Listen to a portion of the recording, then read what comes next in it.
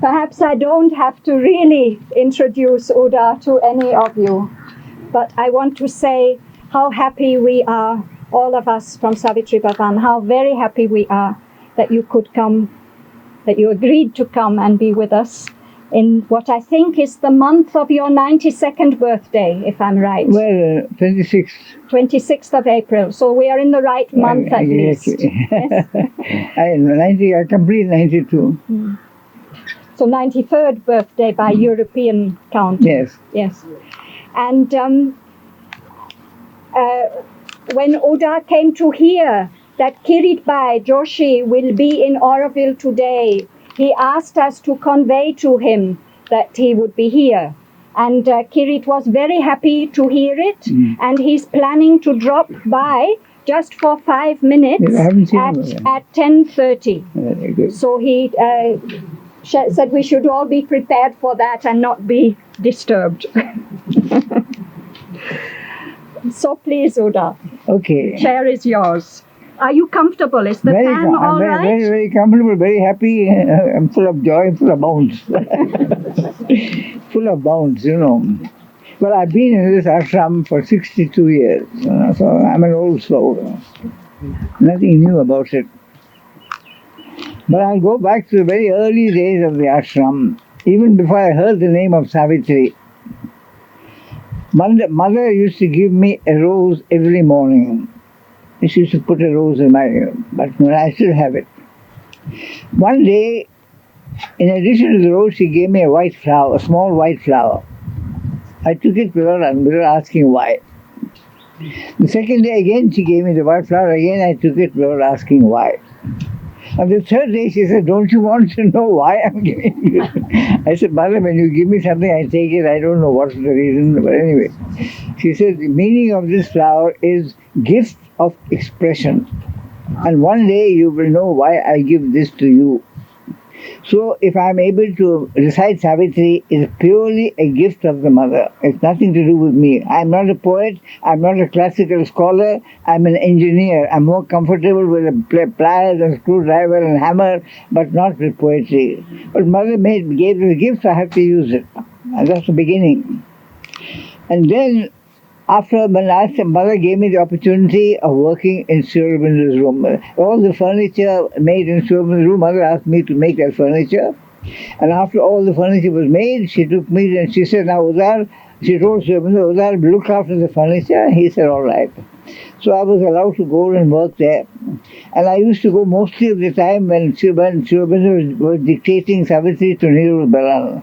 I was a listener there. Of course, I didn't know anything about Savitri, but it was very beautiful to hear Sri Aurobindo's voice. He has a beautiful voice, a typical English accent, and what I would call a Cambridge accent, and a very beautiful. But he was dictating; he was not reciting. So there is a difference between dictation and reciting. So I can't say that I can copy him because it will make no meaning. But anyway, and then. Mother for a long time never told me anything about Savitri. But one day, long time after, she spoke to me very, very strongly. Mother always spoke to me in a stern voice. She never mollycoddled me. I was never she never spoke to me, Mapati. She called Satya Mapati. Mother never called me once. She spoke to me strong and I liked that. She said, "Udar, Savitri is a mantra for the transformation of the world. And I want you to make Savitri your life." That's all. And from that day, I got involved in Savitri, completely involved in it. I'm completely involved in Savitri. So I'm coming here as part of my life and to talk to you about Savitri. Now, the first thing I would suggest, as we start, I've made a program. I don't know how far I'll be able to follow it. But we start with the very early part of Savitri, where Sri Aurobindo gives the whole an idea of what is going to come. He starts this: "Thus will the masked transcendent mount his throne, when darkness deepens, strangling the earth's breast, and man's corporeal mind is the only lamp, as a thief's in the night shall be the covered tread of one who steps unseen into his house. A voice ill heard shall speak, the soul obey. A power into mind's inner chamber steal. A charm and sweetness open life's closed doors, and beauty conquer a resisting world. The truth light capture nature by surprise. A stealth of God compel the heart to bliss, and earth grow unexpectedly divine.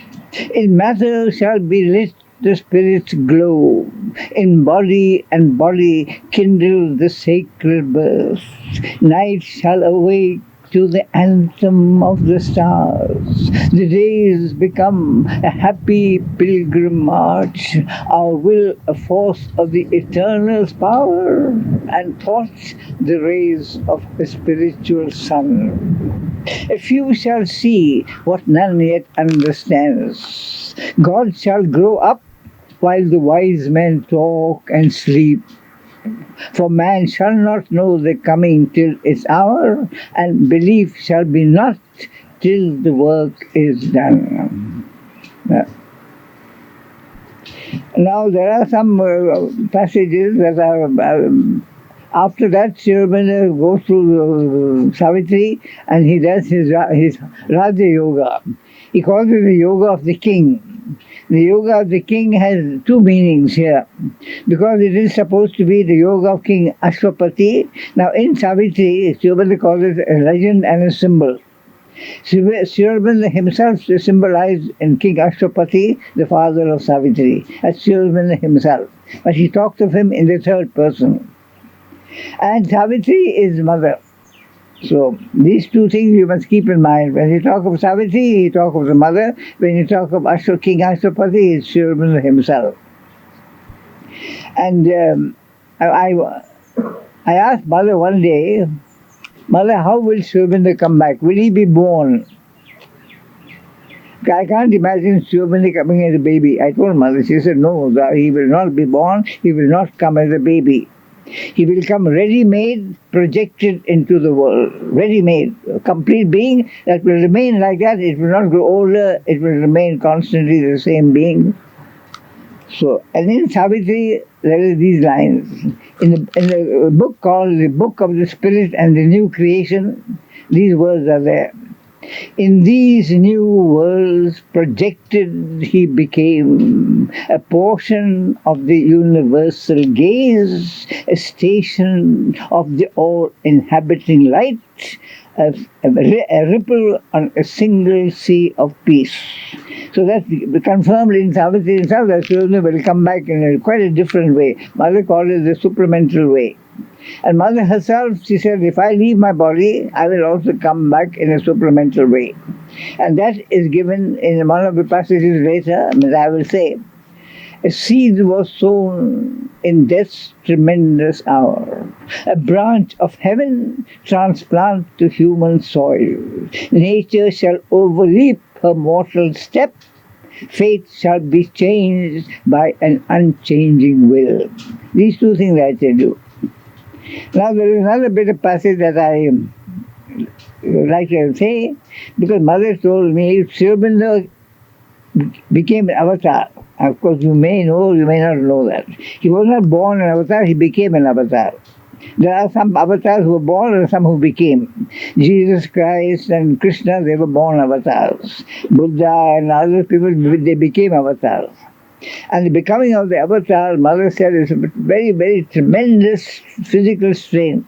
Mother said it's impossible to realize how much Sri Aurobindo suffered physically to pass through that stage. All the recalcitrant parts of our being, he has to overcome and go. And he writes, he calls it anguish. He says, in anguish we labor, that from us may rise a larger seeing man with nobler heart, a golden vessel of the incarnate truth, the executor of the divine attempts, equipped to wear the earthly body of God, communicant and prophet and lover and king. These were coming to Avatar Kul. Now we go through where Sivinda went through the whole of the Raja Yoga, and he came to the final goal of all yogas. The final goal of yoga is what they call moksha. Moksha is when you realize the self of your being, a self, and when you realize the self and the divine are same, so it's a merging, the union of the divine of the self. And that is the end of all endeavor. Once you come to God, you see you don't need to go anymore. And up to now, that has been the goal of all.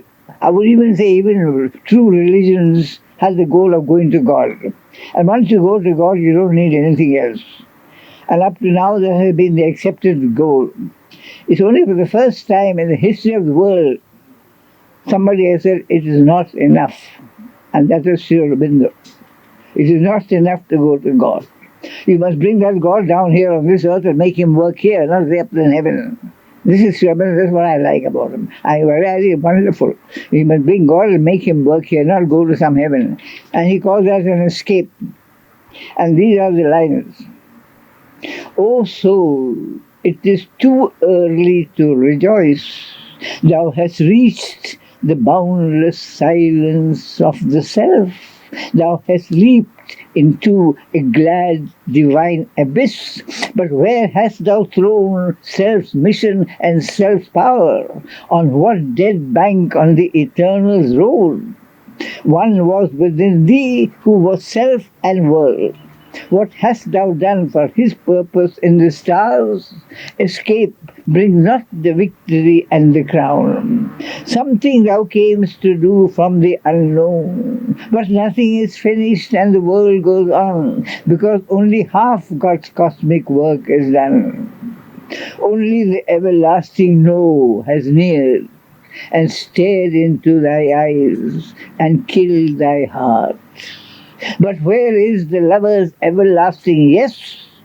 And immortality in the secret heart, the voice that chants to the creator fire, the symbol Om, the great ascending word, the bridge between the rapture and the calm, the passion and the beauty of the bride, this chamber where the glorious enemies kiss, the smile that saves, the golden peak of things. This too is truth at the mystic fount of life.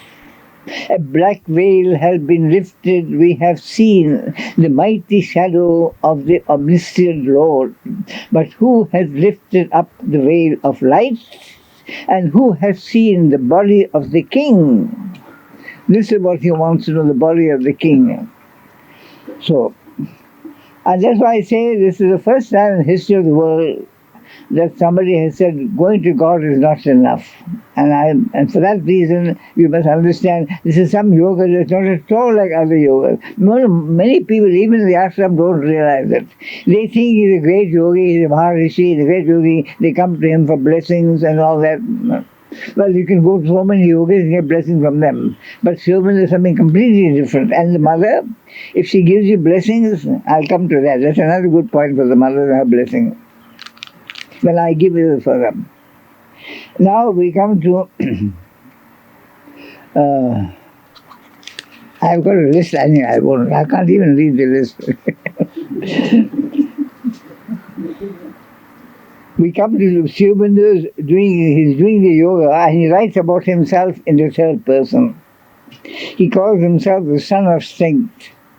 O son of strength, who climbest creation's peaks, no soul is thy companion in the light. Alone thou standest at the eternal doors. What thou hast won is thine, but ask no more. O spirit, aspiring in an ignorant frame, O voice risen from the inconscient world, how shalt thou speak for men whose hearts are dumb? Make purblind earth the soul's seer vision's home, or lighten the burden of the senseless globe? I am the mystery beyond reach of mind. I am the goal of the travail of the suns. My fire and sweetness are the cause of life, but too immense my danger and my joy. Awake not the immeasurable descent. Speak not my secret name to hostile time. Man is too weak to bear the infinite's weight. Truth born too soon may break the imperfect earth. Leave the all-seeing power to hew its way. In thy single vast achievement, reign apart, helping the world with thy great lonely days. I tell you, this great lonely days is something that touches me very well. Because I used to be working in Shirvan's room, as I told you, and I used to be seeing him. Of course, sometimes he would be dictating Savitri, but at other times he would just be sitting there looking into eternity, just like that.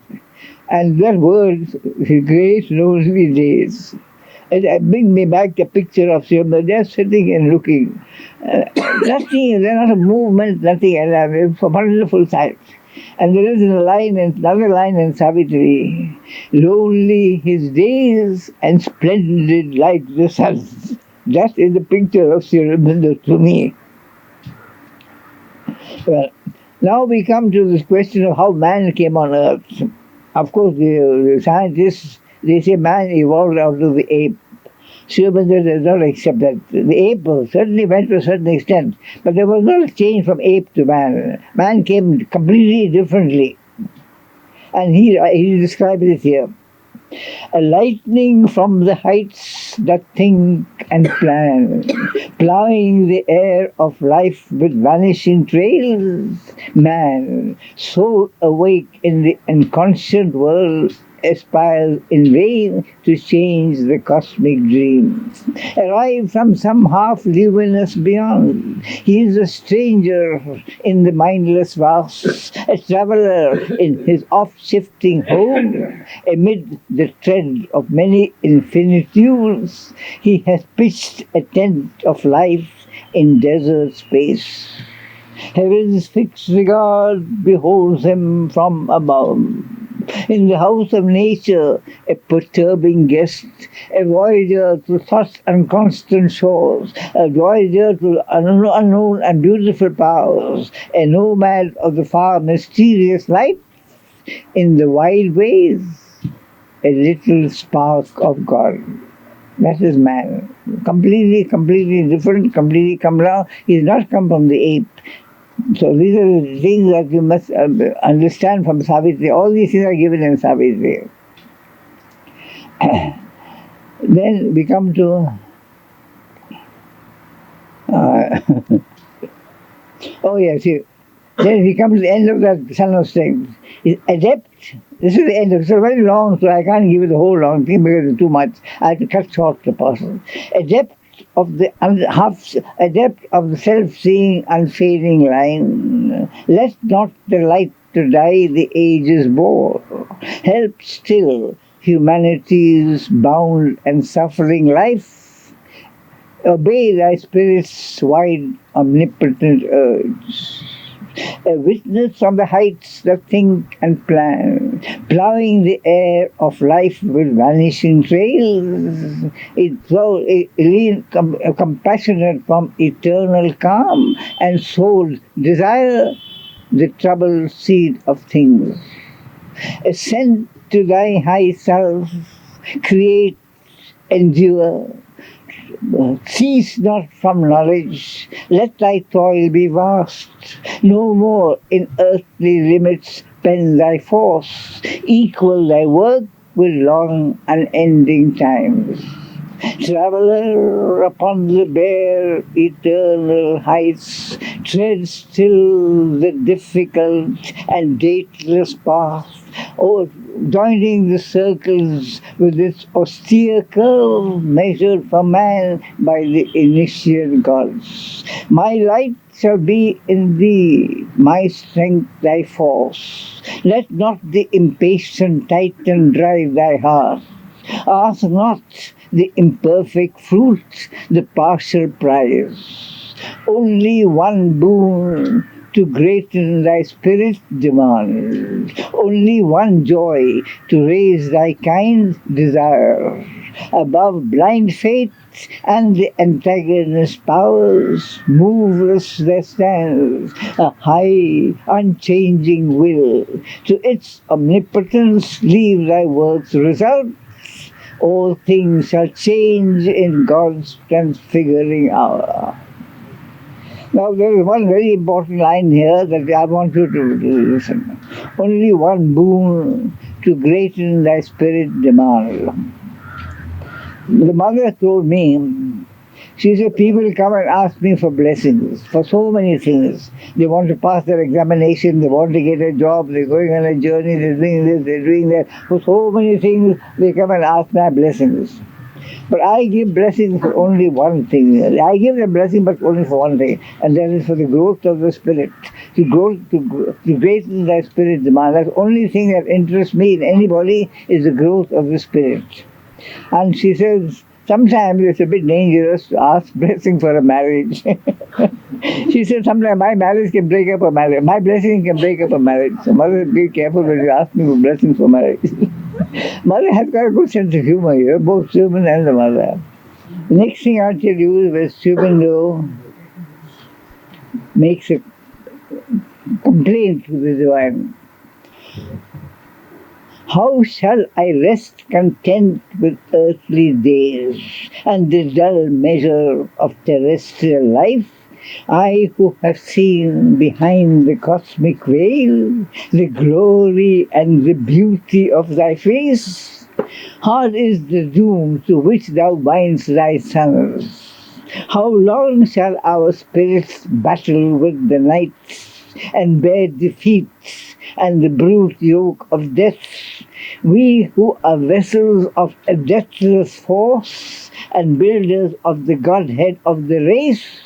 Or if it is thy work I do below, amid the error and waste of human life, in the vague light of man's half-conscious mind, why breaks not in some distant gleam of thee? Ever the centuries and millenniums pass, where in the greyness is thy coming's ray? Where is the thunder of thy victory's wings?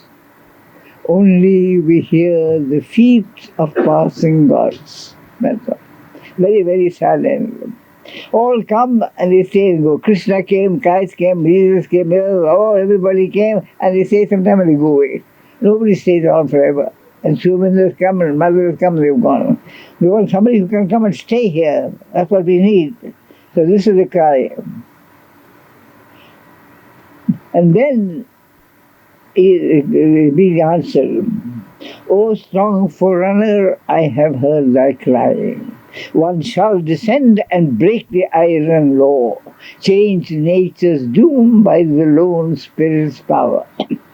A limitless mind that can contain the world, a sweet and violent heart of ardent calms, moved by the passions of the gods shall come.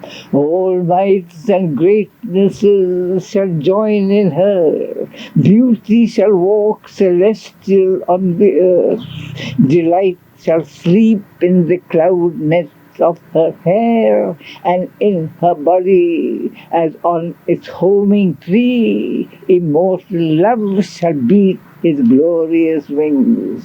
A music of griefless charms shall weave her a music of griefless things shall weave her charms. The harps of the perfect shall attune her voice. Her lips shall be the honeycombs of God. Her limbs his golden jars of ecstasy.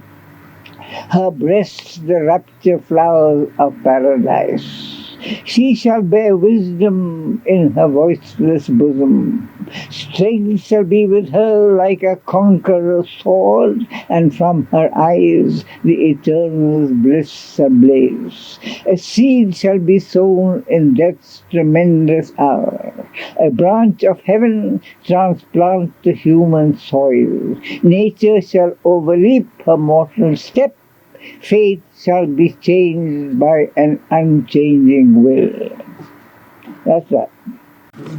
Oh yes, this is very important. Overpowered were the leaden formulas of the mind. Overpassed were the leaden formulas of the mind, overpowered the obstacles of mortal space. The unfolding image showed the things to come. A giant dance of Shiva tore the past.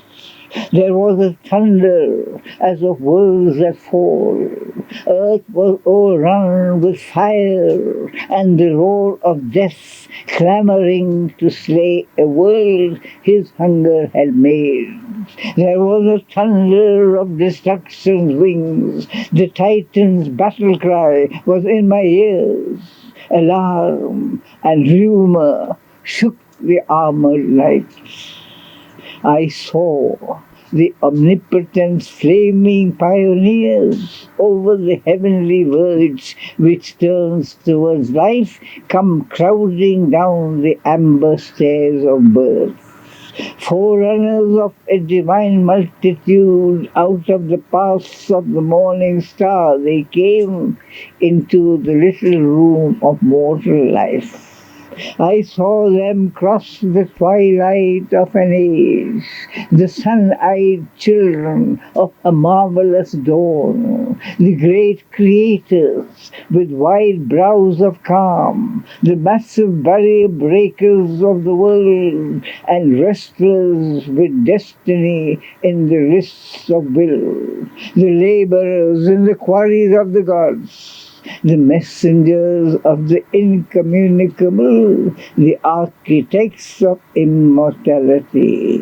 Into the fallen human sphere they came, faces that wore the immortal's glory still, voices that commune still with the voice of God, bodies made beautiful by the Spirit's light, carrying the magic word, the mystic fire, carrying the Dionysian cup of joy, approaching eyes of a diviner man, lips chanting an unknown anthem of the soul, feet echoing in the corridors of time. High priests of wisdom, sweetness, might, and bliss, discoverers of beauty's sunlit ways, and swimmers of love's laughing, fiery floods, and dancers within rapture's golden doors.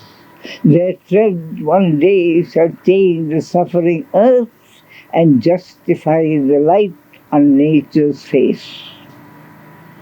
How much do you really appreciate the light that we get, especially in this country of India? What a beautiful light we get, we take it for granted. What have we done to deserve that wonderful gift? Has anybody ever stopped to think of it? And so these people are going to justify the light that comes to us.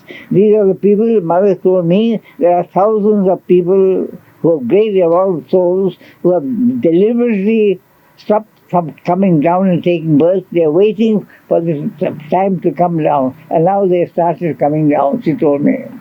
So that's why I gave you this message, because these great souls are beginning to come. And I've had some, Mother asked me to inform certain people, and I've had some results. Because I can't say I've had very wonderful things, but there are some indications of it. But the more important thing is to know what what Sriman has said in Savitri. Now I'll come to, O living power of the incarnate world, all that the Spirit has dreamed, thou canst create. Now I'll come to, O living power of the incarnate world, all that the Spirit has dreamed, thou canst create. Thou art the force by which I build the worlds. Thou art my vision and my will and voice. But knowledge too is thine. The world plan thou knowest. and the tardy process of the pace of time. In the impetuous drive of thy heart of flame, in thy passion to deliver man and earth, indignant at the impediments of time and the slow evolution's sluggard steps, lead not the spirit in an ignorant world to dare too soon the adventure of delight, pushing the bound and slumbering God in man, awakened mid the ineffable silences into endless vistas of the unknown and unseen, across the last confines of limiting mind and the superconscious perilous borderline into the danger of the infinite. But if thou wilt not wait for time and God, do then thy work, and force thy will on fate. As I have taken from thee my load of nights, and taken from thee my twilight's doubts and dreams, so now I take my light of utter day. These are my symbol kingdoms, but not here can the great choice be made that alters fate or utters the sanction of the voice supreme. Arise upon a ladder of greater worlds to the infinity where no world can be, but not in the wide air where a greater life unfolds its mystery and its miracle, and not on the luminous peak of summit mind or in the hold where subtle matter spirit shines in its light of shimmering secrecies, can there be heard the eternal firm commands that joins the head of destiny to its base. Who are the powers that hold the ends of time? Spirit foresees, matter unfolds its thought.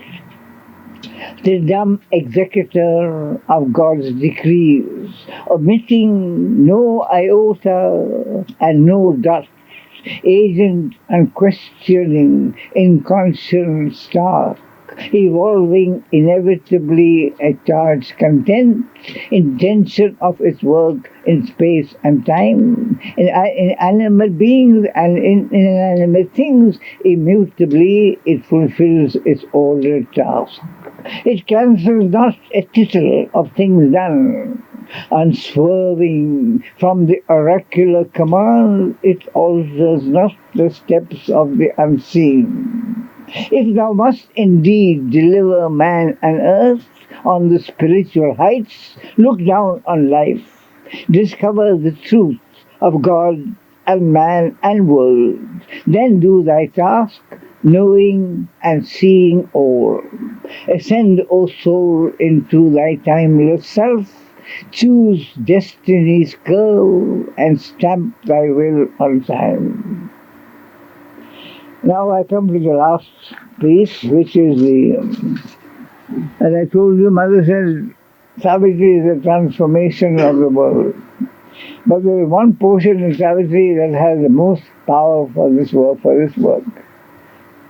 In the first place, when we say mantra, what is mantra? We know, some of us know what is mantra, we got some idea. But it'd be good to hear what Srivamana himself says about mantra in Savitri. He describes mantra very beautifully. And when the mantra sinks in yoga's ear, its message enters, stirring the blind brain, and keeps in the dim, ignorant cells its sound. The hearer understands the form of words, and musing on the index thought it holds, he strives to read it with his laboring mind, but finds bright hints, not the embodied truth.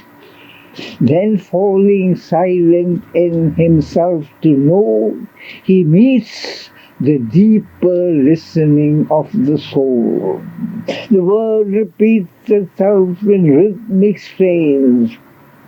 Thought, vision, feeling, sense, the body's self are seized unutterably, and he endures an ecstasy and an immortal change. He feels a wideness and becomes a power. All knowledge rushes on him like a sea. Transmuted by the white spiritual ray, he moves in naked heavens of joy and calm, sees the God face, and hears transcendent speech. This is Shivan's description of mantra. You can hear what a beautiful description it is, beautiful description he gives. But mother, she's down to earth. She's very practical. I can tell you, mother is very, very practical in everything she does. She has got another aspect of mantra, which I will tell you. One day, when we were having a very, very serious drought situation in Pondicherry, a long time back, and we had no rain for I don't know how long, and everything was hot and sticky. So after a game of tennis, I asked the mother, I said, Mother, can't you bring us some rain? Mother said, you want rain? I said, Mother, we haven't had rain for months and months. Oh, Mother said, I didn't know. That's all right. She said, come, we go. So we went to the playground. She brought a stick and she made a kind of occult pattern she drew on the ground. And the playground was not yet open to all of us, but there were 6 of us there. So she said, I want 6 of you to link your hands and to walk around the symbol and to recite a mantra. I asked Mother, what mantra? Mother said, it doesn't matter what the mantra is, but it must be given to you by your guru. I give you a mantra. We want rain, give us rain. Very simple mantra. Mother doesn't go all on the heights. So we went, we want rain, give us rain, and within half an hour we got rain. The mantra worked. I don't know where the clouds came from. Oh, the clouds came, the rain came. And it actually worked. So that's mother's view of mantra. And then there's another point, about a few years back, again there was another very bad, after mother had left of course, a bad drought situation in South India. And the government tried everything, they didn't succeed. So they thought also of the mantra. So they arranged a very big yagna, a kind of a sacrifice on the bed of a dry lake. They called all the Shankaracharyas and all around, and they lit a big fire, and they had big puja, and they recited all kinds of mantras for 3 days, and nothing happened. Nothing happened, no rain, nothing came. Why? The question is, why didn't they come? Those people, they know what are the good mantras. But there we come to the point that Mother says, the mantra must be given to you by your guru. That is the most important point of mantra. And for me, Mother has given me the mantra of Savitri. So if anything is going to work, I've got to work it. That's part of my job, I don't know. I'm telling you this because that's why I say, that's why I've entered. I'm not a poet, I'm nothing, but Mother has made me take up the Savitri, and so I'm telling all these things. And I've come here to share that with you, and I'm happy to hear you all listening. Can you understand what I say clearly? Is my English all right? I don't know. I can't hear myself. But anyway, I come to the last thing now. I start with when Savitri makes a prayer to the divine, to the Lord. Thy embrace which rends the living not of pain, thy joy, O Lord, in which all creatures breathe, thy magic flowing waters of deep love, thy sweetness give to me for earth and men. Then after silence, a still blissful cry began, such as arose from the infinite when the first whisperings of a strange delight imagined in its deep the joy to seek, the passion to discover and to touch, the enamored laugh which rhymed the chanting words. O beautiful body of the incarnate Word, thy thoughts are mine, I have spoken with thy voice. Thy will is mine, what thou hast chosen I choose. All thou hast asked I give to earth and men. All shall be written out in destiny's book by my trustee of thought and plan and act, the executor of my will, eternal time. But since thou hast refused my nameless calm, and turned from my termless peace, in which is expunged the visage of space, and the shape of time is lost, and from happy extinction of thy separate self in my uncompanioned lone eternity. For not for thee the nameless, wordless note annihilation of thy living soul, and the end of thought and hope and life and love in the blank, measureless, unknowable. I lay my hands upon thy soul of flame. I lay my hands upon thy heart of love. I yoke thee to my power of work in time, because thou hast obeyed my timeless will, because thou hast chosen to share earth's struggle and fate, and leaned in pity over earth-bound men, and turned aside to help and yearn to save. I bind by thy heart's passion thy heart to mine, and lay my splendid yoke upon thy soul. Now will I do in thee my marvelous works. I will fasten thy nature with my cords of strength, subdue to my delight thy spirit's limbs, and make thee a vivid knot of all my bliss, and build in thee my proud and crystal home. Thy days shall be my shafts of power and light, thy nights my starry mysteries of joy, and all my clouds lie tangled in thy hair, and all my springtides marry in thy mouth. O sunward, thou shalt raise the earth's soul to light, and bring down God into the lives of men. Earth shall be my work chamber and my house, my garden of life to plant a seed divine. When all thy work in human time is done, the mind of earth shall be a home of light. The life of earth a tree growing towards heaven, the body of earth a tabernacle of God. Awaken from the mortal ignorance, men shall be lit with the Eternal's ray, and the glory of my sun live in their thoughts, and feel in their hearts the sweetness of my love, and in their acts my power's miraculous drive. My will shall be the meaning of their days, living for me, by me, in me they shall live. In the heart of my creation mystery I will enact the drama of thy soul, inscribe the long romance of thee and me. I will pursue thee across the centuries. Thou shalt be hunted through the world by love, naked of ignorance protecting veils, and without covered from my radiant gods, no shape shall screen thee from my made one with all nature and with self and God, summing in thy single soul my mystic world. I will possess in thee my universe. My universe find all I am in thee.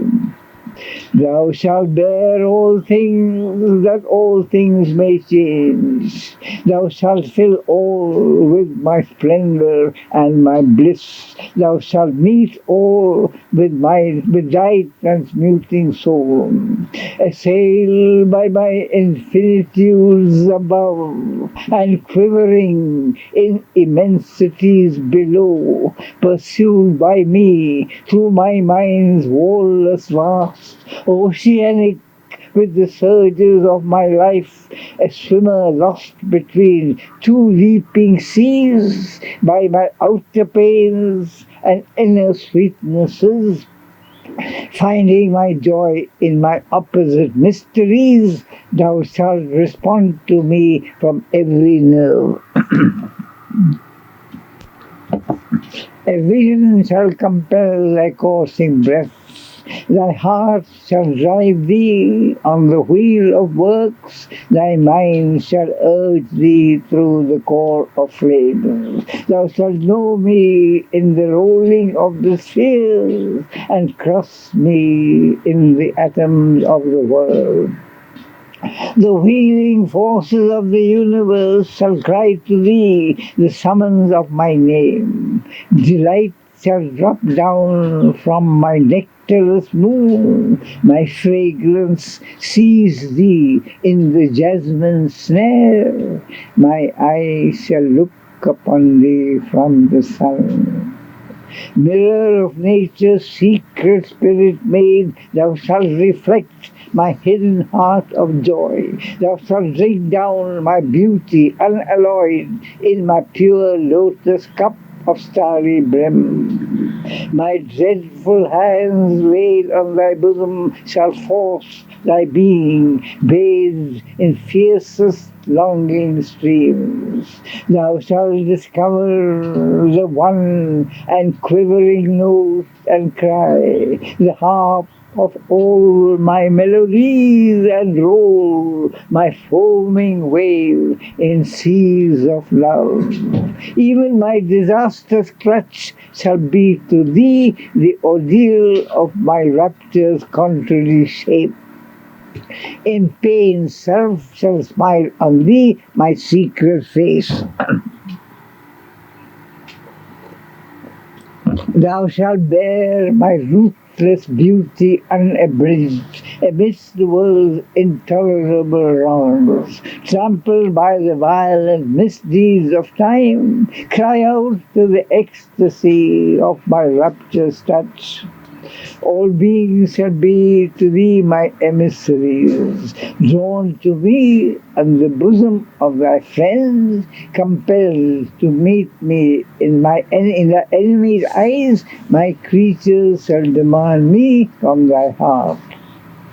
Thou shalt not shrink from any brother soul. Thou shalt be attracted helplessly to all. Men seeing thee shall feel my hands of joy. In sorrow's pangs, feel steps of the world's delights. Their life of experience is tumultuous shock in the mutual craving of two opposites.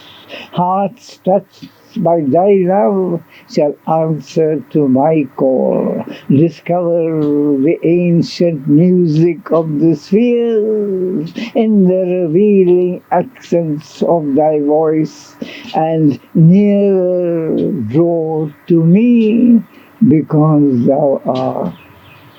Enamored of thy spirit's loveliness, they shall embrace my body in thy soul. Here in thy life, the beauty of my laugh, know the thrill bliss with which I made the world.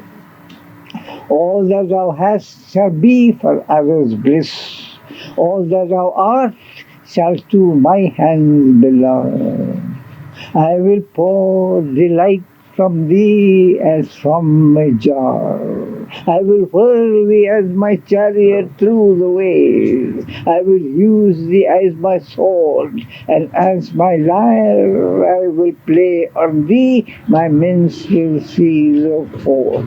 And when thou art vibrant with all ecstasy, and when thou livest one spirit with all things, then will I spare thee not my living fires, but make thee a channel for my timeless force.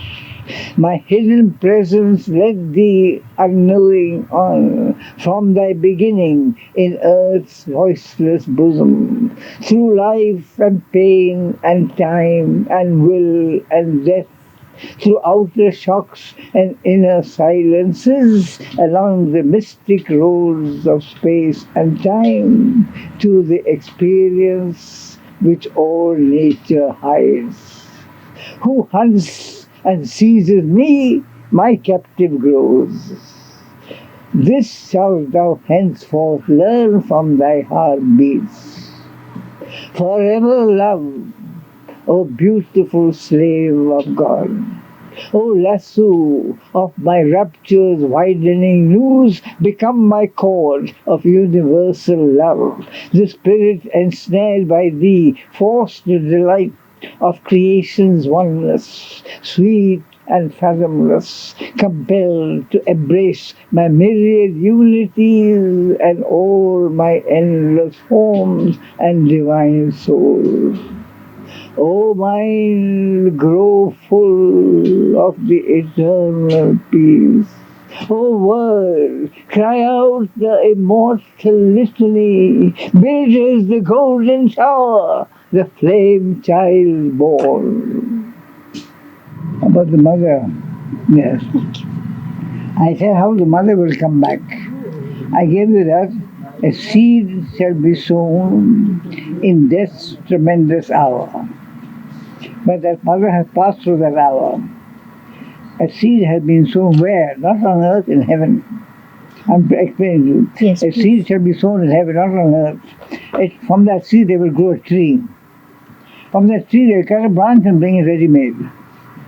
A branch from heaven transplanted in a woman's soil. So normally you have to put a seed in earth and it grows and becomes a man. Yes. But this seed will be in heaven. A tree will ready cut the branch and put it on earthly soil. That's what it's a poetic way of saying that mother will come ready prepared. Not Lakshmi grow. Auroville. Huh? Lakshmi Auroville. Both Sriman and the mother. Yes. Sriman, as I gave you, Yes, in these yes. new worlds Yes. projected, he became a portion of the universal gaze, a station of the all-inhabiting light, Yes. a ripple on a single sea of peace. This is the house of the spirit and the new creation. He says very clearly he'll come into the new creation projected. Yes. That's Sri Aurobindo. And for mother I gave you the things. Both of them will come back. But I tell you, I asked mother, I'll tell you something before, actually I might go, but in any case you can hear that. You see, Sri Aurobindo expected to have wonderful people follow him, great nympholepts of the ecstasy and the play, all kinds of people. But I look around, I can't find anybody. What wonderful things he told us. I look to see where I can find anybody coming anywhere near that. I can't find it. So I asked the mother, I said, Mother, Sri Aurobindo has spoken such wonderful people coming. I said, I can't, can you show me one? The French gesture. She made, français, comme ça. So mother can't find, I can't find. Who's going to do the work? I'm a very practical man. No? I don't believe in the Very seventh good, heaven. I come down to earth. And mother knows that. Yes. So I asked her, who's going to do the work? Yes. She kept quiet. I said, Mother, you have to come and do it yourself. I fight with her. I'm not a quiet man. I'm a man who fights. And she likes that. Yes. Anyway, so I asked her to come. Then I told her, I said, Mother, yes, you will come back in a new form, in supermental form. But God knows when that will happen. I don't know. It's far away. But in the meantime, we need you here where the earth is in a very terrible condition. Yes. See? I said, we need you here. Will you come? I asked her. He said, if I'm called. Ah. I said, Mother, I'm ready to call you anytime. She said, yes, Udar, I know you're always there waiting to call me. But Humanity must come. She put conditions. It must be at the right time and the right place. Now, I understand that. If Mother comes down, it must be made in such a way that nobody can deny. If you call her here and these few people say, oh, these honorable people are mad. If somebody comes, they call her the Mother. That's what people will say. It must come, the whole world must know Mother coming down. That's right. It must be a complete. So at that moment, I'm ready to call her. And Mother has told me, you call me, I'll come. I'm waiting to call her. She asked me to call her. So are you going to call? Huh? Are you going to call? I'm waiting for the time. Let the you're time waiting come. for I'm waiting for the somebody else. Nobody can. I can't find him. I thought I may do call her today. I thought it may happen because that's the last word. Built is the golden tower, the flame child ball. That's the last word of the mantra. And on that word, she must respond. She didn't respond today. I don't know. May she come. I have no idea when she comes. But that's our dream with Savitri. Tell me what I can't hear. Come closer. Our dream with Savitri Bhavan, that there would be such an atmosphere and such a receptivity. But I Something thought of very that. special can come. No? But I thought I'll bring her down today. Perhaps something has Just come. before your birthday. Perhaps I something try, has my dear girl. Listen, I can't do. I can only try. So whenever I go, I call mother. If she comes, she comes. If she doesn't come, I'll come pick. We will wait. Huh? We can't be ready yet. It means. Well, anyway, I don't know. I've come. I did what I could. I think I couldn't do anything more than that. And I'm happy when I recite Savitri. I'm very happy. I don't need anything. I don't need any thanks. I don't need any gifts. I don't need. You give me enough happiness to be able to recite Savitri. That's all. Cold water. I gave mother a verse. Cold water is the best of drinks, so the temperance poets sing. But who am I that I should have this very best of things?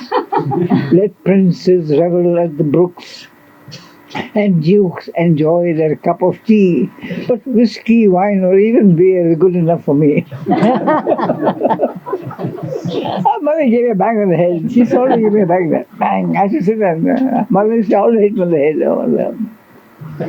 I tell you one good thing I told her, which she enjoyed very much. She gave me 3 bangs on the head, which she enjoyed. Eat more fruit. Eat more fruit.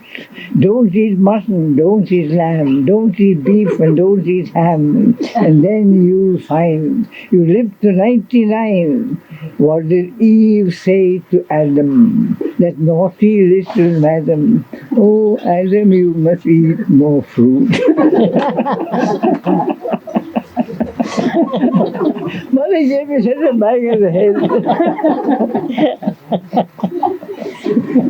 This is the mother. What can we do?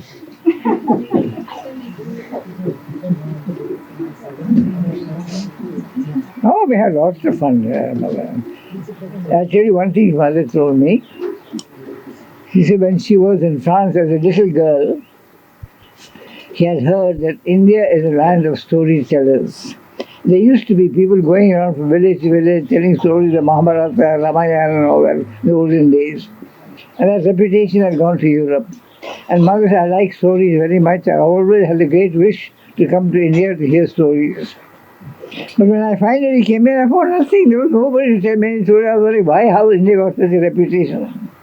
But then, Udar, after I met you, then I understood. Oh, mother gave me a big compliment. I could say that. So, okay, bye.